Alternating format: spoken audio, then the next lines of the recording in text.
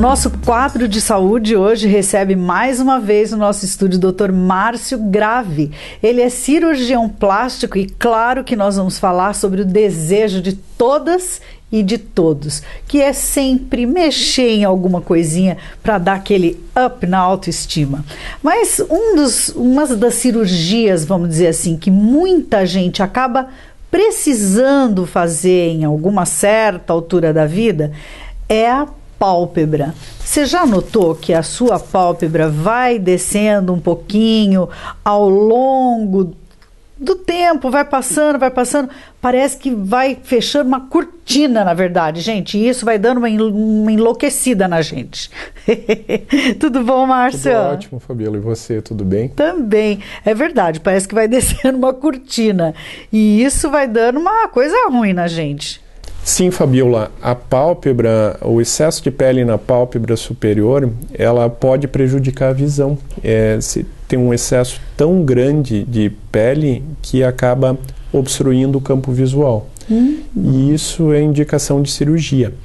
A maioria das pacientes não chega a esse estágio, opera antes.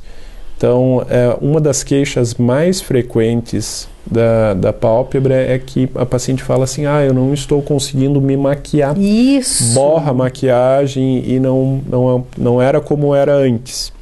Então, essa é a queixa principal que eu recebo no consultório, que eu não consigo me maquiar, estou com um olhar de cansada e meu olho pesa. São esses os principais sintomas do excesso de pele. É isso mesmo que a gente sente, eu inclusive, né, gente? Porque o tempo vai passando e a gente vai tendo que dar uns retoquezinhos aqui e ali. Qual a idade, mais ou menos, que você acha que as mulheres começam a ter essa... É uma flacidez na pele da... É uma flacidez de pele. A pálpebra, a função dela é proteger a córnea, proteger o olho. Então ela tem uma certa elasticidade para ter essa movimentação a cada segundo, a cada piscada. Então é flacidez de pele e excesso de pele. Sobre idade, Fabíola, a idade ela é variável. Existem pacientes, eu já operei pacientes com excesso de pele na pálpebra superior com 21 anos. Sério? Então, independe de idade. Depende da pele. Depende da pele, da genética. Se tem bolsa de gordura, que além da pele, pode ter bolsinhas de gordura que fazem a protrusão, aquela Mas isso embaixo, bolsinha. Né? Em cima também. Em cima também? Com certeza. Em cima também. Então é muito comum, quando eu faço a cirurgia das pálpebras, eu tiro as bolsinhas de gordura. Para quê? Para minimizar esse volume, aquele volume da bolsa de gordura. Quer dizer que é em cima e embaixo, ou essa cirurgia é só a parte de cima? Como é que funciona? Não. Depende, Fabíola, depende da queixa do paciente. Se tem muita pele na pálpebra superior, é só em cima. Mas a maioria dos casos que eu faço é em cima. É o efeito gravitacional. É a pálpebra superior. A pálpebra inferior, com os tratamentos dermatológicos, hoje em dia, diminuiu muito a incidência da cirurgia das pálpebras inferiores. Que também é uma gordurinha, né? Porque pode ser tanto pele quanto gordura. Pode ser os dois também. Sim, pode ser os dois associados. E como é que fica o corte? Porque eu acho que a maior dúvida de todo mundo em mexer no rosto é por causa da cicatriz, né, gente? Mas eu tenho várias amigas que inclusive já fizeram com você e a gente não vê a cicatriz. A cicatriz, toda cirurgia necessita de cicatriz. Não existe cirurgia sem cicatriz. Então, na cirurgia plástica, a gente tenta esconder a incisão nos sulcos naturais do corpo. Como no sulco palpebral, que é essa dobrinha que a gente tem da pálpebra. A cicatriz, a extensão da cicatriz, ela depende de quanto de pele a paciente tem.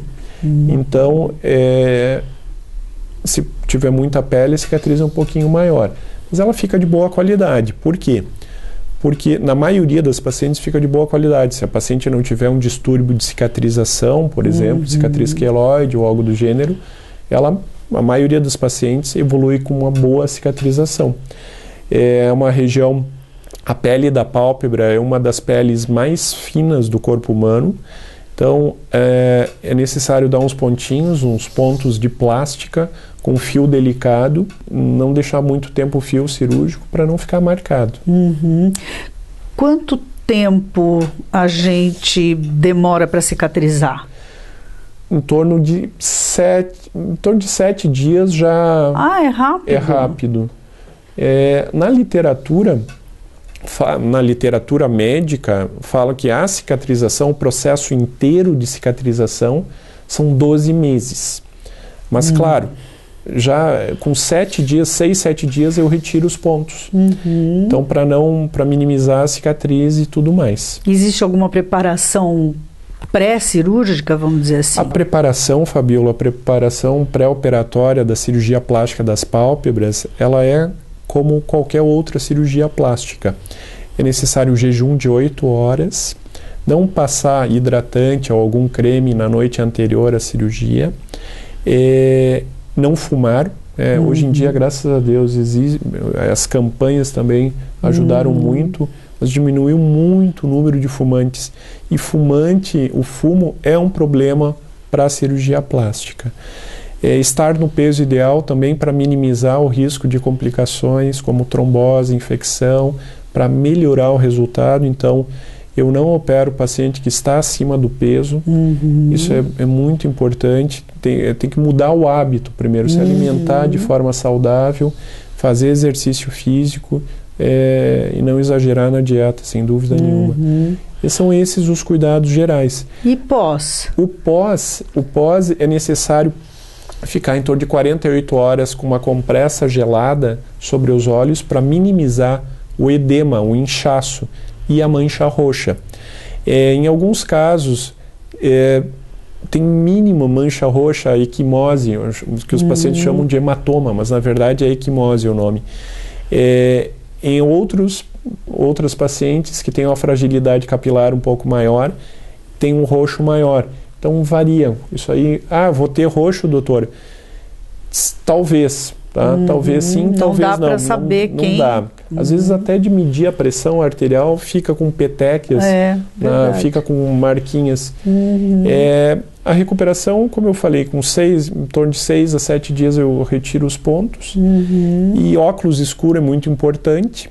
Fica inchado, sim, fica inchado como qualquer outra cirurgia. Fica inchado, o pico do inchaço é com 96 horas após a cirurgia, e aí ele declina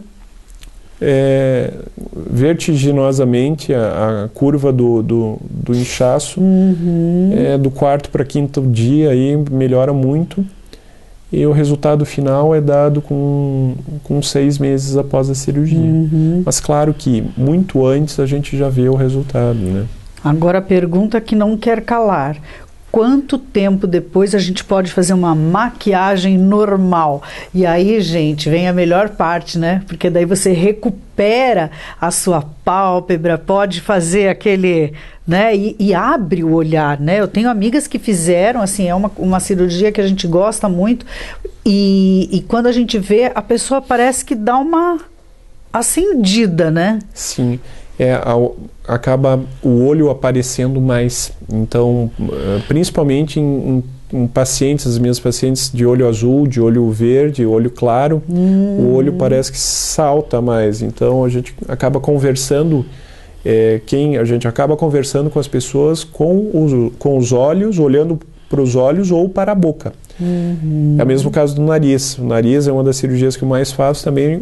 Você tem um nariz grande, a gente acaba conversando com o nariz. Verdade. Porque o nariz chama mais atenção. A pálpebra, a mesma coisa.